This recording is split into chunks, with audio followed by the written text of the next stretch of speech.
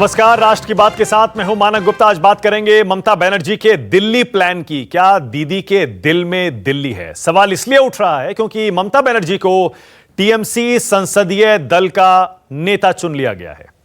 Party के राज्यसभा सांसद Derek O'Brien ने ममता को टीएमसी के संसदीय दल का अध्यक्ष चुने जाने की जानकारी दी। डेरेक ओब्रायन ने कहा, दीदी 7 बार की सांसद रही हैं, उनके पास विजन है, ऐसे में उनकी लीडरशिप में पार्टी और मजबूत होगी। दरअसल ममता 25 जुलाई को दिल्ली आने वाली है।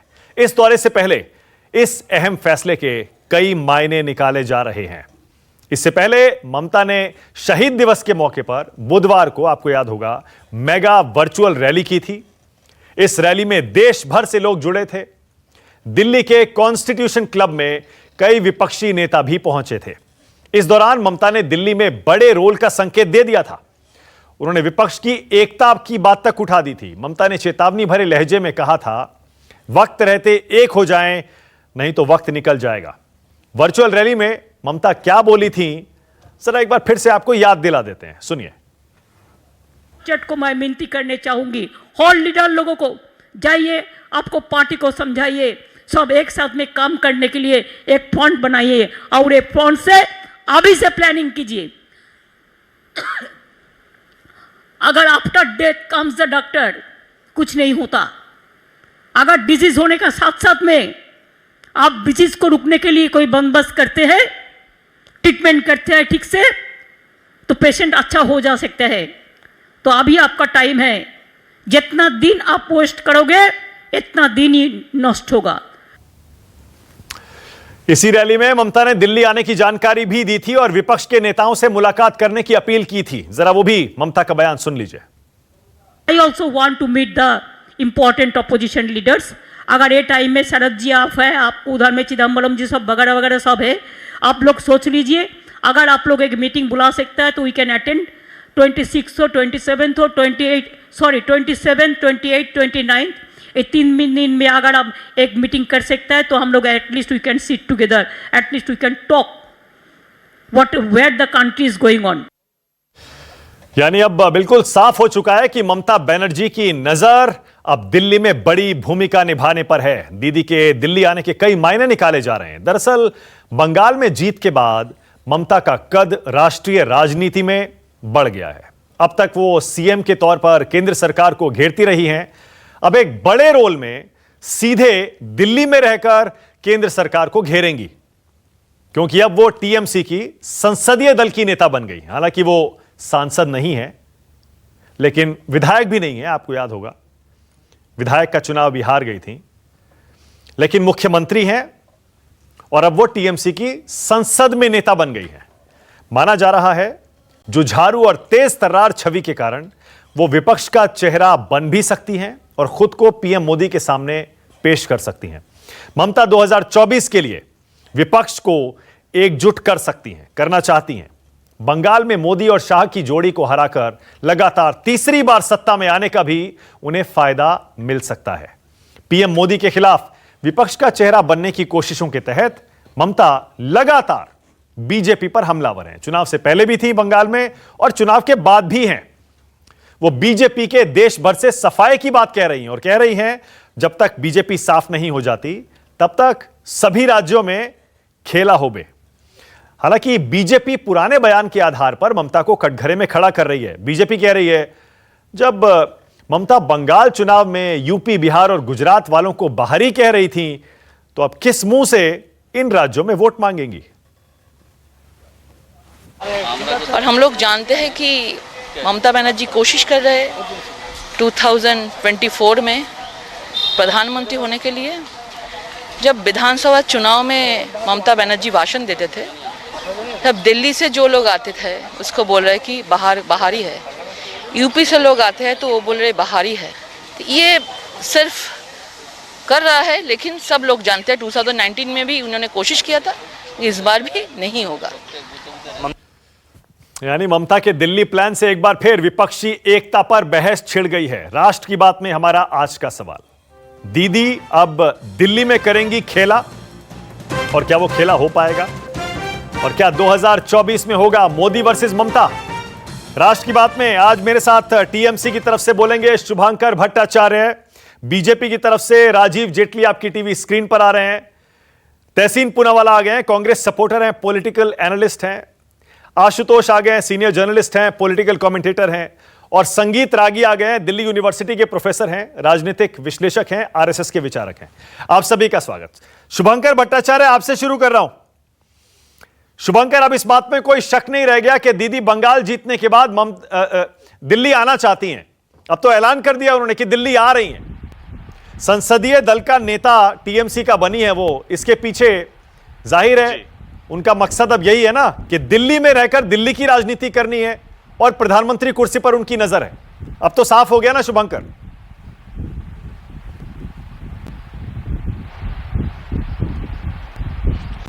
मानक, सबसे पहले तो मैं आपके चैनल के माध्यम से उन सब पत्रकारों को सबसे पहले सलाम करना चाहता हूं जो कि इस समय बीजेपी के जो मीडिया को दबाने की जो साजिश चल रही है उसके खिलाफ वो लड़ रहे हैं। खैर, अब आपके मैं प्रश्न पर आता हूं। आपने जो अभी बात की कि ममता बनर्जी की पीएम कुर्सी पर नजर, बात ममता बनर्जी की पीएम कुर्सी पर नजर की नहीं है। बात यह है कि एक शख्सियत को लार्जर देन लाइफ इमेज बहुत सालों से बनाने की कोशिश की जा रही थी, जिसके ऊपर वो हमेशा फेल होते चले आए। हमने एक इंसान को इतना पावरफुल बना दिया, उनको एकदम भगवान तुल्य बना दिया कि हमने ये मान लिया कि उनकी ना कोई क्रिटिसिज्म हो सकती है, उनकी ना कोई निंदा हो सकती है, ना वो कोई भी पॉलिसी पर उनकी चर्चा हो सकती है। यानी हमने एक तरीके से एक डिक्टेटरशिप को हमने एक तरीके से सर झुका के हमने मान लिया कि नहीं, जो मोदी जी कहेंगे वही सच है, उनसे प्रश्न पूछा ही नहीं जा सकता। तो ये एक आवाज के खिलाफ एकत्रित होने की, एकजुट होने की एक कोशिश थी। और वही चीज दीदी ने कहा। दीदी ने ये कतई नहीं कहा है कि आप मुझे नेता चुन लीजिए, आप पूरे विपक्ष का नेता मैं बनूंगी कि नहीं बनूंगी, वो तो सारा विपक्ष मिलकर चुनेगा, ये उनके हाथ में नहीं है। लेकिन एक बात जरूर कह रहे कि हाँ, एकजुटता की बहुत ज्यादा जरूरत है। अलग अलग थलग से पड़े हुए, और जब हम लोग ये बात कहते हैं कि एकजुटता की, तो साहब ये भी पूरे देश ने देखा था कि पूरी कायनात एक की थी भाजपा ने जब बंगाल में लड़ने के लिए आए थे। कोई ऐसा नेता नहीं छूटा था नॉर्थ टू साउथ जिनको वो लोग बंगाल में लड़ाने के लिए ले गए थे। किसके लिए लेके गए थे? एक लेडी को हराने के लिए। क्योंकि ये लड़ाई कहीं पे टीएमसी वर्सेस बीजेपी तो थी नहीं। ये लड़ाई शुरुआत से खुद मोदी जी ने, अमित शाह जी ने दिखाई कि ये तो बीजेपी वर्सेस ममता बनर्जी लड़ाई है। तो अगर आज के दिन की अगर विजय होती है तो वो भाई आपको ये समझ लेना चाहिएगा कि भाई ममता बनर्जी बड़ी छवि है कि नहीं है। ये बात हमारे बताने की जरूरत नहीं है। अब बात ये कि एकजुटता को एक शुभंकर, सीधा सवाल पूछ रहा हूं, सीधा सवाल। आप देखिए, आप गोल गोल मत घुमाइए, गोल गोल मत घुमाइए। मेरा सवाल शुभंकर ये है, संसदीय दल की नेता बनने का मकसद क्या है? इसका मतलब बंगाल छोड़ना चाहती है ना ममता? बंगाल मुझे लगता है अभिषेक बनर्जी को संभाल दे देंगी। ये चर्चा तब भी चल रही थी जब चुनाव जीती थी वो और एमएलए का चुनाव हार गई थी, तब भी ये चर्चा हुई थी कि शायद अभिषेक बनर्जी को वो सीएम बनाएंगी और खुद दिल्ली आ जाएंगी। अब ऐसा लगता है कि उन्होंने उस अपने प्लान पर काम करना शुरू कर दिया है। संसदीय दल की नेता बनने का और क्या मकसद हो सकता है? योजना क्या है, प्लान क्या है? नहीं ये नहीं, ये गलत बात है। एक बात बताइए, मेरे ख्याल से अगर मैं गलत नहीं हूं, 1998 में सोनिया गांधी जी को भी जो है संसदीय बोर्ड का जो है नेता चुना गया था, कांग्रेस ने चुन के लाए थे। तो क्या सोनिया गांधी पीएम बन गई थी आपके देश की? क्या पीएम बन गई उस पर? नहीं, वो सब बात की बातें हैं। ये जो एक चीज थी कि भाई हमें ममता बनर्जी और सोनिया गांधी की तुलना मत करिए। सोनिया गांधी कांग्रेस की अध्यक्षा थी, हम लोग कांग्रेस पार्टी राष्ट्रीय पार्टी है और जाहिर है राष्ट्रीय पार्टी की अध्यक्षा रहते हुए उनको अपने संसदीय दल का नेता बनने का हक था। ऑब्वियस सा एक फैसला था वो, बहुत ही स्वाभाविक सा फैसला था। लेकिन अगर एक रीजनल पार्टी की नेता जो कि सीएम है, अगर सीएम के पद पर रहते हुए वो सांसद भी नहीं है, अगर वो दिल्ली में अपनी संसदीय दल का नेता बन रही हैं तो उसके पीछे कोई प्लान होगा।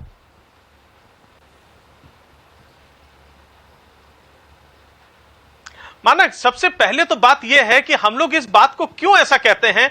हम लोग ने पहले से दिमाग में एक माइंडसेट बना लिया है कि या बीजेपी या कांग्रेस। हम जब भी बात करते हैं ये तो बड़ी राष्ट्रीय पार्टी है, तो क्या अधिकार खत्म हो जाता है दूसरे अन्य पार्टियों को अपने आप को फैलाव कर, वो रास्ता खत्म हो जाता है? क्या हम बाहर जाके जो है जनसेवा में काम नहीं कर सकते? क्या जनसेवा का पूरा दारोमदार है सिर्फ दो ही पार्टी को मिली हुई है? ऐसा कुछ है?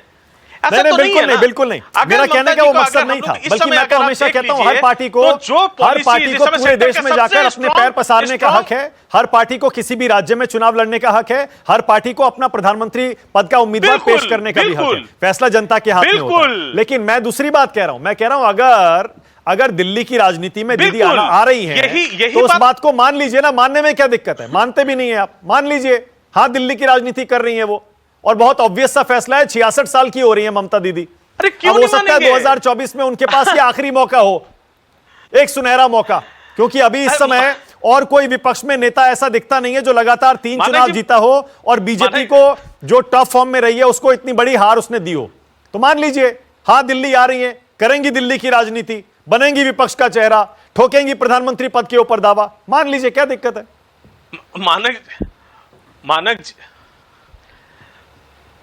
मानक जी, इसको कौन, आप बार बार कह रहे हैं मान लीजिए, तो इसको इनकार कौन कर रहा है? मैं तो सिर्फ इतनी सी बात कह रहा हूं कि भाई पूरे देश में राजनीति करने का अधिकार 2 पार्टियों को तो नहीं है ना। बंगाल की राजनीति छोड़कर अगर आप कह रहे हैं तो वो गलत कह रहे हैं। बंगाल की राजनीति कभी टीएमसी का कोई बंदा नहीं छोड़ सकता। हम बंगाल की राजनीति से अलग थलग नहीं हो सकते। बंगाल की राजनीति हमारी प्राइम है, वो प्राइम रही है हमारी। नहीं, रहेगी हमेशा। नहीं, मैं ये मान के चल रहा हूं। नहीं, एक सेकंड शुभंकर, मैं ये मान के चल रहा हूं, सबको लाइएगा स्क्रीन पर, सबको लाइए। मैं ये मानकर चलता हूं कि अगर टीएमसी संसदीय दल की नेता ममता बनर्जी बनती हैं तो वो मुख्यमंत्री रहते हुए उतना समय दिल्ली में दे नहीं पाएंगी। तो मैं ये मान के चल रहा हूं, और ये मेरा सवाल भी है आपसे, क्या बंगाल में मुख्यमंत्री पद छोड़ेंगी, अभिषेक बनर्जी को सीएम का पद दे देंगी, उसके बाद दिल्ली आकर केंद्र की राजनीति करेंगी, पूरे देश की राजनीति करेंगी? भाई शहीद दिवस पर आपने रैली की, सारे उत्तर भारत के राज्यों में वो रैली सुनाई गई ना, अलग अलग भाषाओं में। तो अगर नॉर्थ इंडिया पर, यूपी में, बिहार में, उत्तराखंड में, पंजाब में, सब जगह चुनाव लड़ना है, पैर पसारने हैं, तो टाइम देना पड़ेगा ना। मुख्यमंत्री रहते हुए वो हो नहीं पाएगा।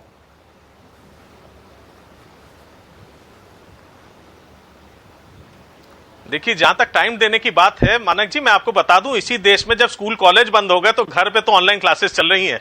यहां पे सिर्फ ममता बनर्जी एक वर्चुअल मीट किया तो आपको वो दिल्ली में दिख गया, आवाज पूरे देश में सुनाई दे गई। तो इस आज के जमाने में ये कह देना कि पूरा, अगर हम वहां बंगाल को छोड़ के, जिस बंगाल ने अपनी एक नेता चुना, इतने बड़े नेता के खिलाफ लड़के, सबने तो मान लिया था 2 मई दीदी गई, उसके खिलाफ एक नेत्री फिर से आके बैठी, वो आप उनको कहना चाहते हैं कि वो बंगाल को छोड़ देंगे, बंगाल के डेवलपमेंट को छोड़ देंगे, उनको अपने हाथ से वहां पे, जिन्होंने अपनी बेटी को वहां पे चुना, बंगाल की बेटी को चुना, बंगाल की बेटी उन्हें नहीं छोड़ेंगी, इतना तो मैं गारंटी मैं आपको दे दूं। Okay, all right, okay. Shubhankar कह रहे हैं दीदी बंगाल को नहीं छोड़ने वाली है, लेकिन ये नहीं कह रहे हैं कि वो बंगाल का सीएम पद नहीं छोड़ने वाली, कह रहे हैं बंगाल को नहीं छोड़ने वाली। ओके, बीजेपी कांग्रेस बाद में, पहले आशुतोष और संगीत रागी। पहले आशुतोष आप, क्योंकि इसका थोड़ा सा एनालिसिस करना जरूरी है। यह बड़ा कदम है, बड़ा फैसला है। ममता बनर्जी क्या वाकई अब टेक्निकली और फिजिकली दिल्ली आ रही हैं क्या? संसद में वो रहेंगी क्या, और संसद में रहकर सरकार को दिल्ली में रहकर घेरेंगी क्या? आशुतोष। मानक, मुझे लगता है कि इस पूरे घटनाक्रम को नए नजरिए से देखने की जरूरत है। और नया नजरिया क्या हो सकता है? National approach to regional politics. इसका मतलब यह कि क्षेत्रीय राजनीति को राष्ट्रीय नजरिए से देखना। और जो ममता बनर्जी अभी कह रही हैं वो नई बात नहीं है। ममता बनर्जी ने जब चुनाव के मतदान हो रहे थे उस वक्त भी उन्होंने तमाम विपक्षी नेताओं को, सोनिया गांधी समेत को, उन्होंने एक बड़ी चिट्ठी लिखी थी और उन्होंने आह्वान किया था हम सारे लोगों को मिलकर इसका सामना करना है। जो बात मैं कहने जा रहा हूं, हो सकता है कि कुछ लोगों को थोड़ी सी तकलीफ हो, लेकिन आज की तारीख में ममता बनर्जी एक क्षेत्रीय नेता होने के नाते उनको इस बात का एहसास है, और यह एहसास सिर्फ ममता बनर्जी को नहीं है बल्कि तमाम क्षेत्रीय नेताओं को इस बात का एहसास है कि जिस तरीके की राजनीति इस वक्त केंद्र में की जा रही है, उस राजनीति से जो क्षेत्रीय राजनीति है, जो क्षेत्रीयता है, उसको एक बड़ा खतरा पैदा हो गया है। और क्षेत्रीयता को अगर बड़ा खतरा होगा तो जाहिर सी बात है क्षेत्रीय नेताओं को एकजुट होना पड़ेगा, और एकजुट होने के साथ साथ उसको राष्ट्रीय राजनीति के साथ अपने आप को जोड़ना पड़ेगा। अब इस राष्ट्रीय राजनीति में जो सबसे महत्वपूर्ण स्टेटमेंट जो ममता बनर्जी ने दिया है वो उनकी वर्चुअल रैली नहीं है, सही बात, बल्कि उस वर्चुअल रैली में उन्होंने जो ये बात कही है कि अगर अभी नहीं तो कभी नहीं, मरने के बाद डॉक्टर बुलाने का कोई मतलब नहीं है। जब रोग है उस वक्त आप डॉक्टर बुलाइए, उसका इलाज करिए। इसका मतलब यह है कि उनको ये लगता है कि नरेंद्र मोदी के नेतृत्व में जो सरकार इस वक्त केंद्र में मौजूद है वो देश के संघीय ढांचे को पूरी तरीके से तहस नहस कर देगी, वो देश की क्षेत्रीय राजनीति को खत्म कर देगी। जो क्षेत्रीय अस्मिताएं हैं वो अपने आप में जो है वो उनके साथ दिक्कत पैदा होगी। ऐसे में सबको साथ मिलकर सामना करना पड़ेगा। उसमें एक तरफ बेबसी ये भी दिखाई पड़ती है कि अकेले ममता बनर्जी उसका सामना नहीं कर सकती हैं, इसीलिए उन्होंने कांग्रेस समेत सबको बुलाया है। दूसरी बात, जो लोग ये कहते हैं कि वो टीएमसी के जो पार्लियामेंट्री बोर्ड है उसके चेयरपर्सन क्यों बनी, वो बहुत सिंपल सी बात, वो जो नेशनल पॉलिटिक्स है, यानी जो संसदीय पार्टी है, जो पार्लियामेंट्री पार्टी है टीएमसी की, उसका अलाइनमेंट वो नेशनल पॉलिटिक्स के संदर्भ में बना रहे। सिर्फ इसलिए अभी तक तो ममता बनर्जी ने काम नहीं किया, क्योंकि उनको नेशनल पॉलिटिक्स के उस अलाइनमेंट की शायद उतनी जरूरत नहीं थी। लेकिन उनको यह बात लग गई है कि जिस तरीके से 2019 के लोकसभा के चुनाव में भारतीय जनता पार्टी ने बंगाल में अपनी पहुंच की है और जिस खौफनाक तरीके से विधानसभा का चुनाव लड़ा है, वैसे में अगर उन्होंने केंद्र में नरेंद्र मोदी की सरकार को अगर चक्रव्यूह में नहीं फंसाया तो पश्चिम बंगाल में ममता बनर्जी की राजनीति भी खत्म हो सकती है या उसको बहुत बड़ा धक्का लग सकता है। तो मैं इसको इसी संदर्भ में कहता हूं कि national approach to regional politics, यानी जो क्षेत्रीय राजनीति को राष्ट्रीय नजरिए से देखने की कोशिश है, उस संदर्भ में इसको समझना चाहिए। ओके, लेकिन आशु, मेरे मन में अभी भी सवाल वही है कि जब कोई दिल्ली की राजनीति करता है तो मुख्यमंत्री रहते हुए बड़ा मुश्किल हो जाता है। मुझे याद नहीं पड़ता किसी ने मुख्यमंत्री पद पर रहते हुए दिल्ली की फुल टाइम पॉलिटिक्स की हो। और अगर मोदी और अमित शाह का मुकाबला करना है, फुल टाइम दिल्ली की पॉलिटिक्स करनी पड़ेगी, बंगाल में रहकर ये हो नहीं पाएगा। तो क्या ये भी हो सकता है अभिषेक बनर्जी को बंगाल सौंपकर दीदी दिल्ली आ जाए? मानक, एक बात आप समझ लीजिए, अगर कोई क्षेत्रीय नेता अगर वो राष्ट्रीय राजनीति के लोभ में अगर वो क्षेत्रीय राजनीति को छोड़ देता है तो उसकी राजनीति खत्म हो जाती है। ममता बनर्जी की पूरी ताकत पश्चिम बंगाल से आती है। पश्चिम बंगाल को वो कभी भी नहीं छोड़ सकती हैं राष्ट्रीय राजनीति चक्कर में। और ऐसे बहुत सारे उदाहरण है भारत की राजनीति, जब क्षेत्रीय राजनीति छोड़कर आप केंद्र में आए। अर्जुन सिंह जब केंद्र में आए तो खत्म हो गए, शरद पवार जब केंद्र में आए तो खत्म हो गए, एच डी देवेगौड़ा जब केंद्र में आए तो खत्म हो गए। तमाम बड़े नेता, छोटे नेता नहीं सब, लेकिन जो शरद पवार 1991 में थे, आज वो शरद पवार नहीं है। H D Deve Gowda prime minister बनने के बाद पूरी तरीके से कर्नाटक की राजनीति पर साइड लाइन हो गए। इसी तरीके से आप बहुत सारे उदाहरण पड़े हुए हैं। तो मेरा ये कहना है कि ममता बनर्जी एक समझदार चालाक नेता है। वो पश्चिम बंगाल से ताकत मिलती है, वो पश्चिम बंगाल कभी नहीं छोड़ेंगे। हाँ, अगर ऐसी कभी कोई स्थिति बनती है जहां प्रधानमंत्री बनने की संभावना पैदा होती है आने वाले समय में, तब वो इस बारे में। Okay, all right. संगीत रागी, उसके बाद राजीव जेटली और तहसीन पूनावाला। संगीत रागी, क्या बीजेपी के लिए ये फिक्रमंद होने वाली बात है कि ममता बनर्जी दिल्ली आ रही हैं और वो विपक्ष को एकजुट करने की कोशिश कर रही हैं, या फिर बीजेपी के लिए अच्छी खबर है कि विपक्ष की एकजुटता को ममता बनर्जी दिल्ली आकर तहस नहस कर सकती हैं? देखिए, मुझे लगता है कि आशुतोष जी ने एक सवाल छोड़ा है कि क्षेत्रीयता की राजनीति, क्षेत्रीय जो है वो रीजनल पॉलिटिक्स का नेशनल अप्रोच, और साथ ही साथ उन्होंने यह भी कह दिया कि क्षेत्रीयता को जो वर्तमान सरकार है उससे खतरा है। अब मुझे ये समझ में नहीं आ रहा है कि किस क्षेत्रीयता को वर्तमान सरकार से खतरा है। क्या महाराष्ट्र की जो मराठी छवि है उसको खतरा है? क्या वहाँ भारतीय जनता पार्टी नहीं है? क्या पश्चिम बंगाल के अंदर भारतीय जनता पार्टी के बंगाली लोग नहीं लड़ रहे थे, बिहार से लोग लड़ रहे थे?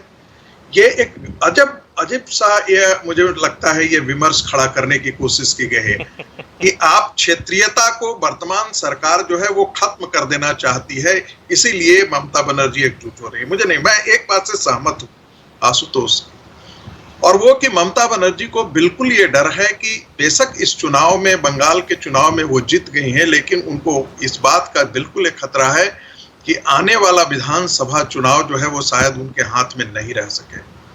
दूसरी बात, जो जहां तक राष्ट्रीय राजनीति में है, तो आप एक देखिएगा, एक बड़ा चलन चल जाता है।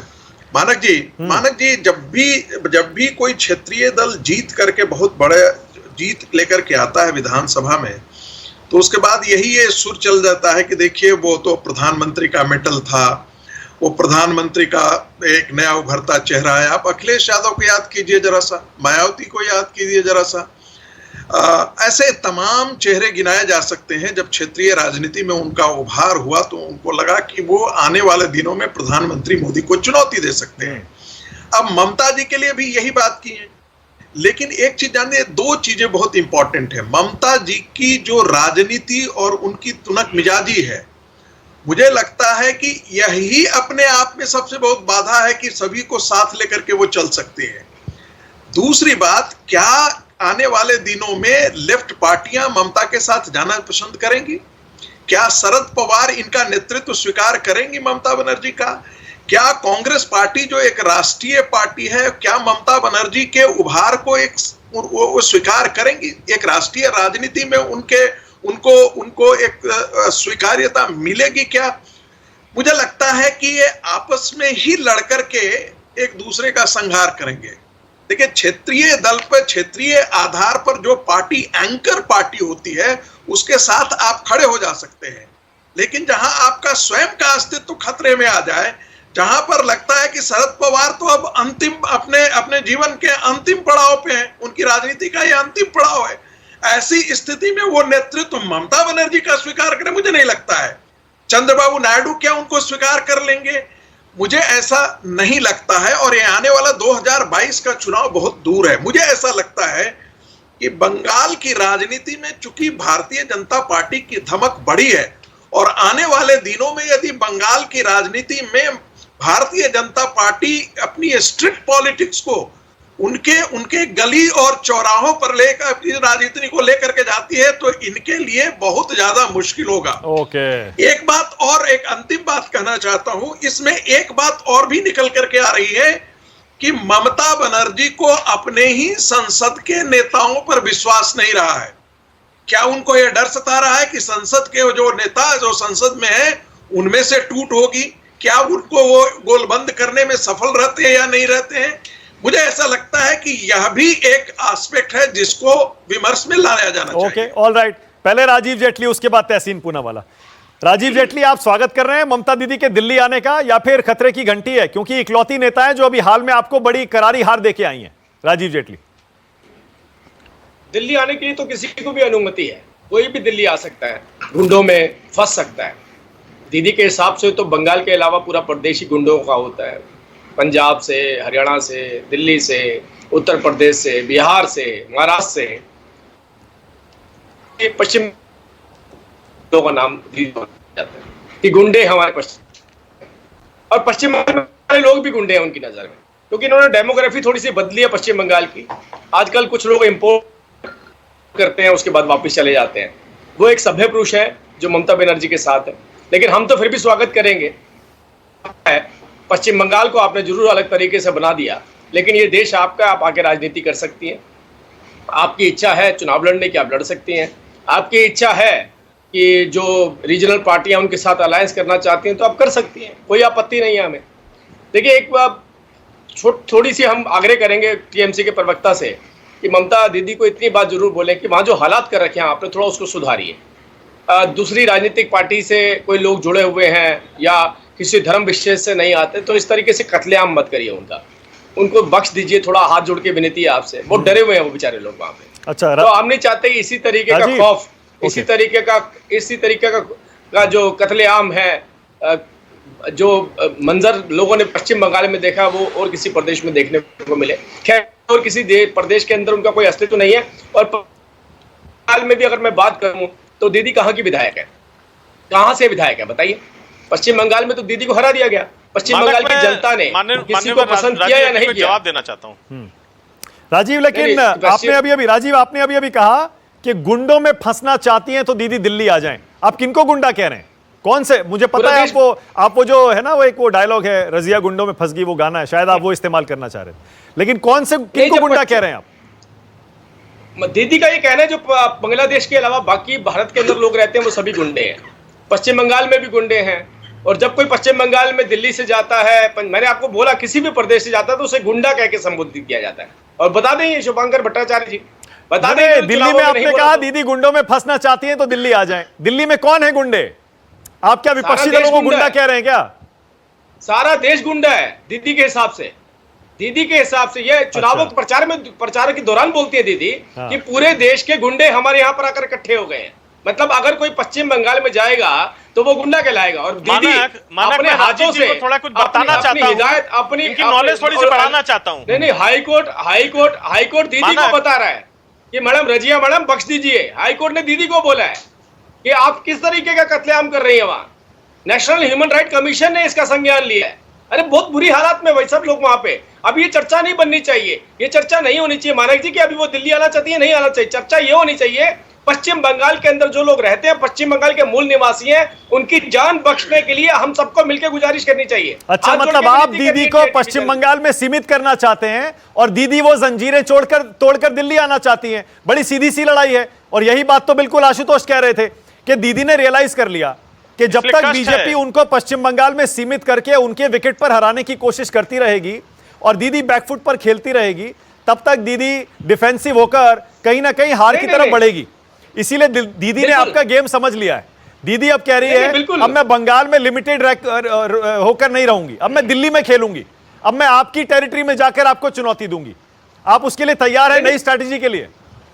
नहीं, वो अलग सब्जेक्ट है। देखिए, वो टीएमसी का मैटर है। टीएमसी चाहती है कि वो दिल्ली बंगाल से बाहर जाए, क्योंकि अब एक हारा हुआ व्यक्ति जिसको मुख्यमंत्री बनाया गया है, वो कितने दिन तक अपना मुंह इस तरीके से छुपाता फिरेगा कि मैं हारा नहीं हूं या हारी नहीं। देखिए, वो अलग सब्जेक्ट है, वो इनका इंटरनल मैटर। लेकिन यहाँ पर अलग सब्जेक्ट है। अरे नहीं, इंटरनल मैटर नहीं है भाई। तो रिकाउंटिंग क्यों नहीं करवा दे रहे? नहीं है। रिकाउंटिंग के लिए क्यों नहीं कर रहे राजीव जी? अगर ममता बनर्जी किसी और राज्य में उतरना चाहती हैं, दिल्ली में आना चाहती हैं, नेशनल पॉलिटिक्स में आना चाहती हैं, तो इंटरनल मैटर कहां रह गया? वो भाई आपको सामना करना पड़ेगा उनका। नहीं, वो उनके भतीजे भेज रहे हैं यहाँ पे आजकल। उनके भतीजे जो हैं, वो उन्होंने पहली पार्टी टेक ओवर कर ली थी। आपको ये पता है, या तो टीएमसी के प्रवक्ता बताएंगे अभी, हर राजनीतिक पार्टी की एक युवा विंग होती है, ऑथराइज युवा विंग होती है। और यहाँ पे अभिषेक बनर्जी ने उस जो अपनी युवा विंग थी उसके पैरेलल एक विंग खड़ी कर दी थी। वो कहते थे जो मेरा प्रदेश का युवा अध्यक्ष है उसकी हैसियत नहीं है, जो मेरी युवा विंग है वही काम करेगी। बता दें अगर ऐसा नहीं था तो। ओके, अब इसने पूरी पार्टी के पैरेलल एक पार्टी खड़ी कर दी। वो दीदी अब दीदी नहीं रह गई। दीदी शोकेश में रखी हुई एक वस्तु है। राजनीतिक पार्टी है इनकी, अभिषेक बनर्जी चलाते हैं। सारा कलेक्शन, सारे धंधे, बिजनेस आजकल उन्हीं के हाथ में है। वहां पर तो वही सारा काम करते हैं, लेन देन का हिस्सा भी उन्हीं के पास जाता है। ओके, तहसीन पूनावाला। तहसीन, सबसे ज्यादा दिक्कत अगर ममता के दिल्ली आने से होगी तो शायद कांग्रेस को ही होगी, क्योंकि कांग्रेस हमेशा से ये कहती आई है, अधीर रंजन चौधरी तो अभी भी कह रहे हैं कांग्रेस के बिना कोई भी थर्ड फ्रंट बन ही नहीं सकता है। अगर आप सोच रहे हैं मोदी को हरा लेंगे कांग्रेस के बिना, पॉसिबल नहीं है। पर ममता बनर्जी कह रही है मैं दिल्ली आ रही हूं, सब एक हो जाओ मेरी लीडरशिप में। इशारा यही है।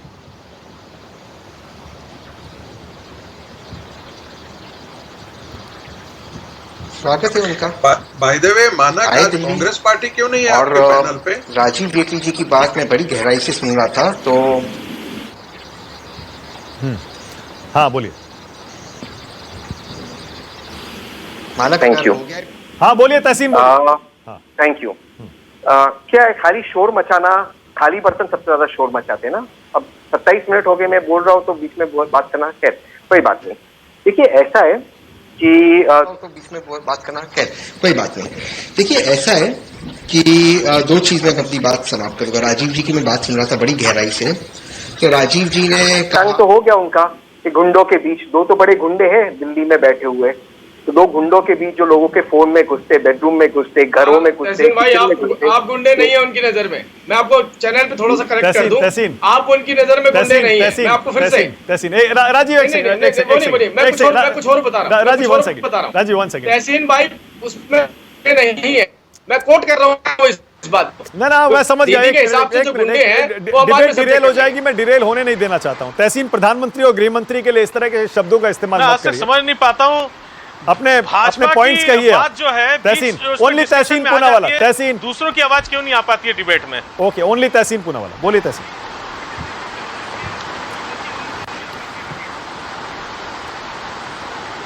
तो अगर ममता जी आ रही तो अच्छी बात है। अब ये तो खुद बीजेपी वाले कह रहे कि गुंडों के बीच आ रही है, तो गुंडों की सरकार है दिल्ली के अंदर तो क्या करे? केंद्र में अगर है, अगर ऐसे बीजेपी मानती है तो उसको कोई क्या करे? दूसरी बात करते मैं अपनी बात समाप्त करना चाहता हूँ। कोई भी थर्ड फ्रंट बिना कांग्रेस के संभव नहीं है, ये बात सब लोग जानते हैं। और अगर ममता बनर्जी मैडम आना चाहती है, उनका स्वागत है। जितने लोग इकट्ठा हो, एक हो, इन दोनों को यानी कि मोदी जी और अमित शाह जी को हटाना बेहद जरूरी है कि इस मुल्क में लोकतंत्र बचाना और बाबा साहेब आंबेडकर का संविधान बचाना बेहद जरूरी है। एक लास्ट चीज कहते मैं अपनी बात समाप्त करता हूं। राजीव जी ने कहा शो पीस है, शोकेस है, कुछ तो भी उन्होंने इन शब्दों का प्रयोग किया ममता जी के बारे में। ये बीजेपी वालों को ये बीजेपी वालों के मुंह से ही इस तरह के शब्द निकलते, क्योंकि वो तो देख रहे हैं उनके अध्यक्ष जेपी नड्डा जी कंफ्यूज है। बीजेपी वाले हमारे अध्यक्ष कौन है, नड्डा जी है, अमित शाह जी है। अध्यक्ष कौन है हमारे? जो अध्यक्ष है वो चलते अमित शाह जी और मोदी जी के साथ, तो अमित शाह जी ऐसा हाथ पकड़ते अध्यक्ष को बाजू में कर देते। वो तो सब विजुअल्स ने देखे, तो बीजेपी वाले कंफ्यूज है, शोपीस को देखकर कंफ्यूज हो जाते, इसलिए ये शब्दों का प्रयोग वो दूसरे नेताओं के लिए करते। तो कोई बात नहीं, उनको करने दीजिए इन शब्दों का प्रयोग, गुंडा, शोपीस, ये तो दिखा दे इनके संस्कार क्या है। कमाल है तहसीन, आप हर मुद्दे पर इतना डिटेल में बोलते हैं, लेकिन जहां ट्रिकी सब्जेक्ट होता है वहां बड़ी चतुराई से बस 5-7 लाइनें कहकर तहसीन चुप हो जाते हैं। अरे इस पर बोलिए ना, कहिए ना। कोई ट्रिकी सब्जेक्ट नहीं। ममता बनर्जी के दिल्ली आने पर कहिए कि ममता आ जाए दिल्ली, लेकिन मोदी और शाह को चुनौती सिर्फ कांग्रेस दे सकती है, राहुल गांधी दे सकते हैं। कहिए ममता को आए दिल्ली, लेकिन कांग्रेस की छतरी के नीचे आए। वो तो कह रही है कि मैं नेता हूं, मेरे नीचे आइए सब।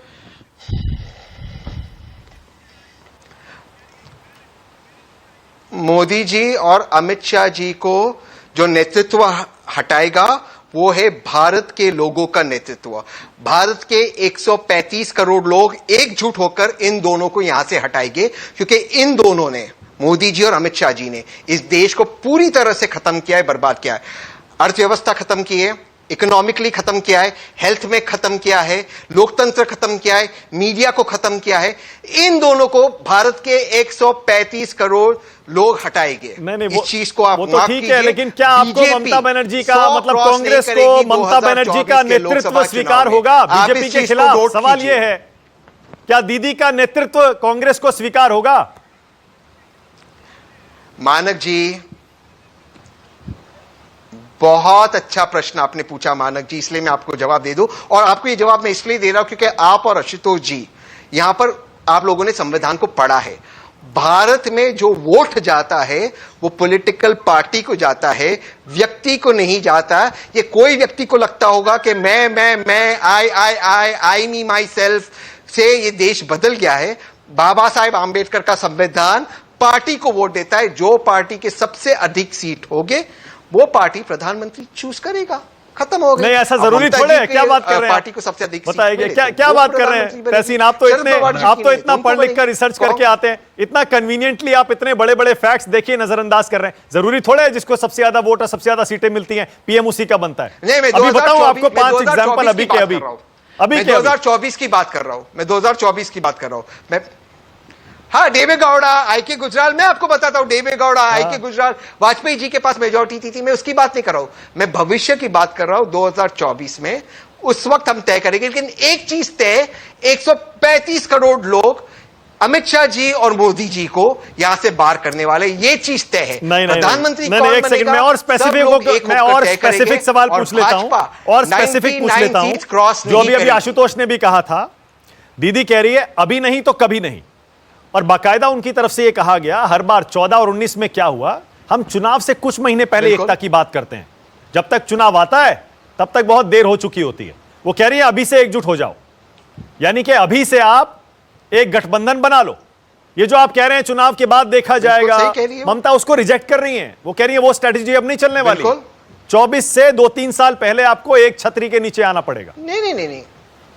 नहीं, वो चाहे बिल्कुल एक होकर लड़ना पड़ेगा, बिल्कुल एक होकर आपको लड़ना पड़ेगा। इसमें शी इज एब्सोल्युटली राइट, पूरी तरह से मैं उनका समर्थन करता हूं स्टेटमेंट के ऊपर।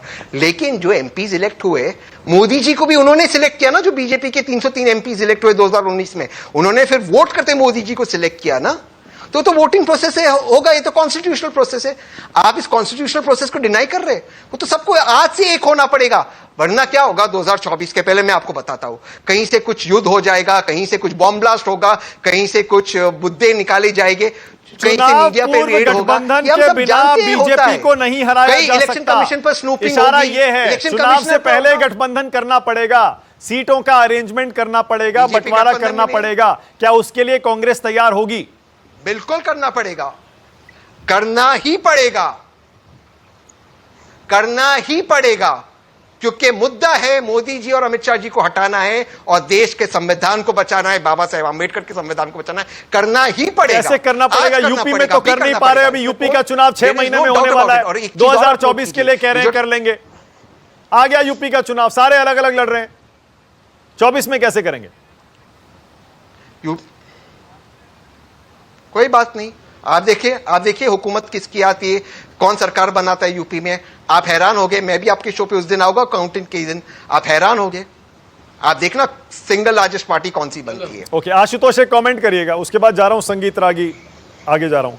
आशु, पॉसिबल है क्या ये? क्या कांग्रेस मान लेगी क्या टीएमसी का नेतृत्व, या चुनाव से पहले कोई गठबंधन कर लेगी, सीटों का अरेंजमेंट कर लेगी? नहीं, मुझे नहीं लगता कि कांग्रेस पार्टी ममता बनर्जी के नेतृत्व को स्वीकार करेगी, लेकिन मैं भारत की राजनीति की एक यात्रा आप लोगों के लिए करवा दूं। 1977 और 1989 इन दोनों पलों में अगर आप देखें तो क्या राजनीतिक दलों ने एक दूसरे को मान लिया था क्या? आपको याद होगा कि जो भूमिका ममता बनर्जी निभाना चाहती, वो भूमिका 1988 और 87 के आसपास देवीलाल ने निभाई थी। देवीलाल उस हरियाणा के मुख्यमंत्री थे, बहुत ही छोटा सा राज्य था, लेकिन उन्होंने तमाम राजनीतिक दलों को इकट्ठा किया और जो चीज पैदा हुई उसमें आपने देखा कि भारतीय जनता पार्टी और सीपीएम, जो दोनों दो ध्रुव हैं एक दूसरे के, वो आ गए कांग्रेस पार्टी को सत्ता से हटाने के लिए।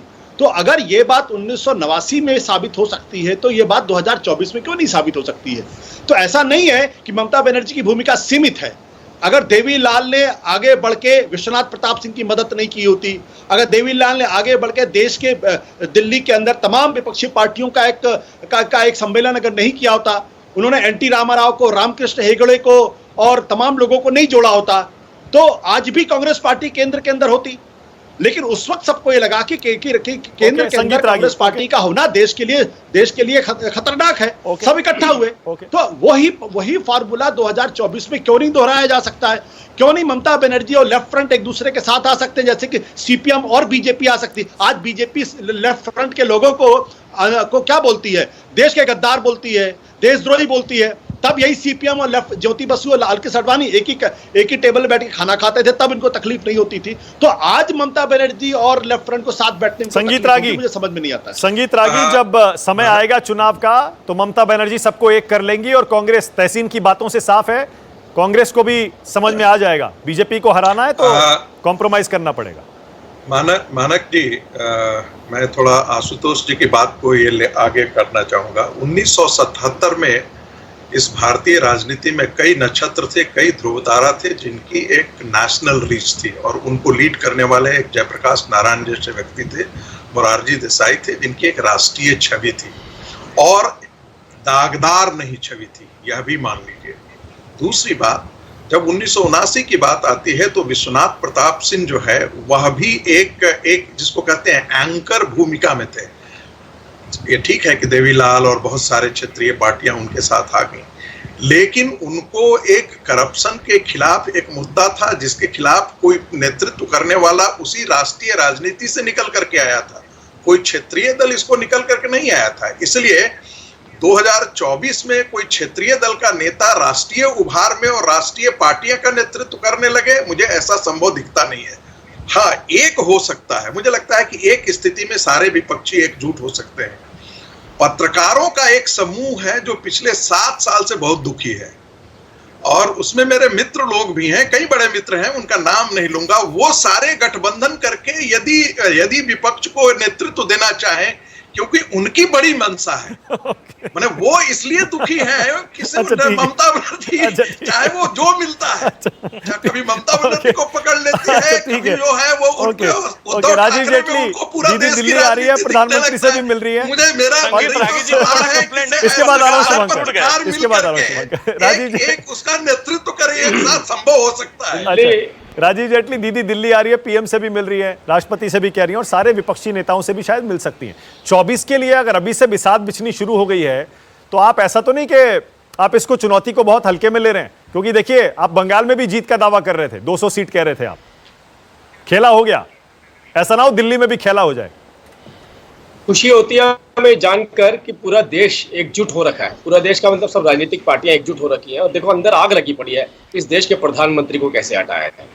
आग देखिए, मैं रागी जी की बात से मैं सहमत हूँ, वो आग लगी हुई है कि वो जब बाहर बोलते हैं, आपके चैनल पे भी बाहर निकलता है, मुंह में से भी ऐसा लगता है कि लपटें निकल रही हैं कि देश के प्रधानमंत्री को जल्दी से जल्दी कैसे हटाया जाए। उसके लिए कुछ भी करना पड़ जाए, कितना भी जाए, कितना भी मर जाए, ये प्रधानमंत्री हटने चाहिए। अरे हमारे देश के प्रधानमंत्री को तो हमारे देश में क्या, पाकिस्तान में जाकर भी हटवाने के लिए गुहार लगा दी गई है कि हमारे देश के प्रधानमंत्री को हटाइए। आप देखिए पूरे दुनिया के अंदर भी अखबार उठाएंगे ना, एक दिन में एक बार अमेरिका का नाम जरूर होता है, चाइना का नाम जरूर होता है उसके अंदर, पूरी दुनिया के अंदर होता है। एक ही देश है ऐसा, 2 देशों के जिनके नाम जरूर होते हैं। इसी तरीके से इस देश के अंदर कोई भी राजनीतिक पार्टी हो, कोई भी सामाजिक संगठन हो, कोई भी कुछ पत्रकार हो, वो सुबह से शाम तक एक बार मोदी जी का नाम जरूर लेते हैं। वो रात को उनको सपने में भी मोदी जी आते हैं, रात को उनको सपने में भी ये आता है कि किसी तरीके से प्रधानमंत्री को हटा दिया जाए। देखिए, इस देश की जनता ने भारी मैंडेट दिया है, बहुत भारी मैंडेट दिया है। उनके पसंदीदा नेता देश के प्रधानमंत्री नरेंद्र मोदी हैं। देखिए, उनके अधिकार और उनकी सोच और उनके डेडिकेशन को खराब करने के लिए जो मुहिम छेड़ी गई है, वो मुहिम इन लोगों से कामयाब होने वाली नहीं। ओके, मेरे पास टाइम खत्म हो रहा है। क्लोजिंग कमेंट शुभंकर भट्टाचार्य। बंगाल में होंगी दीदी पॉपुलर, उत्तर प्रदेश, बिहार, पंजाब, राजस्थान, उत्तराखंड, बाकी जगह पर ममता बनर्जी का कोई बेस ही नहीं है, उनको वोट कोई क्यों देगा?